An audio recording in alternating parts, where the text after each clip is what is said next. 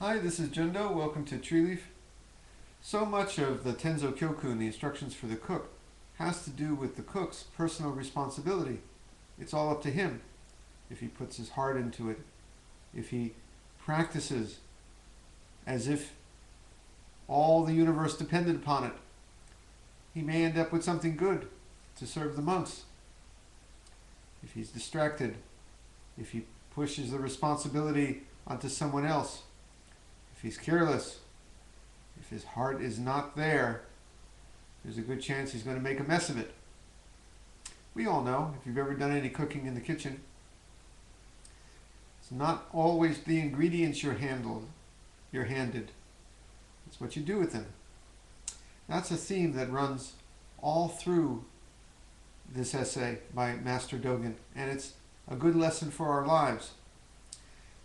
Master Dogen's basic point that we're going to see in sections coming up is basically this. I can hand you really terrible ingredients in the kitchen or in your life. And if you know what to do with them, you can still turn them into something good. And I can hand you the finest ingredients, the rarest mushrooms, the most expensive spices, the greatest delicacies from around the world. And you can really muck it up. You can turn it into a balanced, healthful, whole, tasty, a good meal. Or you can turn it into poison. It's all up to you. Now I'm going to tell you, in this world, I see some people who really have life give them a hard time. But I see a lot more people who give their own life a hard time. People who have some difficult circumstances and it just overwhelms them. And people who have very good circumstances and really muck it up, really burn the toast. It's all up to us, says Master Dogen. It has to do with karma. Our volitional actions, for good or bad, happen right here, right now, in our lives.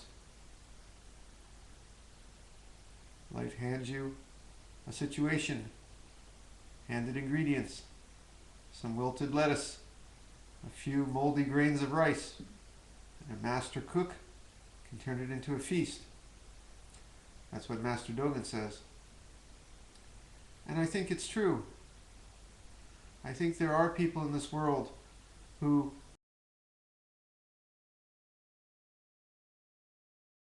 even find something good. There was a famous book by a psychologist, Viktor Frankl. It's called Man's Search for Meaning, and he was looking at some of the survivors in the concentration camps in Nazi Germany. They were the people who let the situation beat them. There were people who lost their spirit, their will to live. So many of them died. They dropped like flies. Of course, there were the people who had no choice. They were just let off to the oven. I'm not talking about those. I'm talking about the people in the work camps in impossible circumstances day after day. Well, some people found meaning, even kept a sense of humor, if you can believe it, kept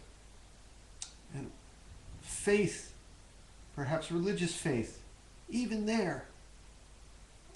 Such people tended to survive. They took the most bitter ingredients and they turned it into a life. Now, I'm not suggesting that your life is going to be like that, but suppose life hands you cancer, puts you in a wheelchair, or makes you king of France. You win the lottery. How many of those people who win the lottery screw themselves up? They think that all they need is all that money, they're going to be happy, and a year later, they're drunk, broke, and in jail. How many people become famous in Hollywood? You think they have everything, and they muck it up. It's all up to us. I've traveled around the world. I've seen peasants in the Chinese countryside who really had difficult lives, but seemed to be as happy, just as happy or unhappy, maybe happier than people I've met in New York City or in Los Angeles or here in Japan, in Tokyo.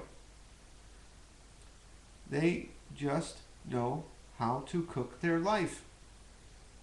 So, Master Dogen's advice is, be a good cook. It's not a matter of the cookbook. It's beyond that.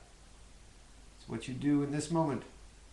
You write your own recipe. Shall we sit with that?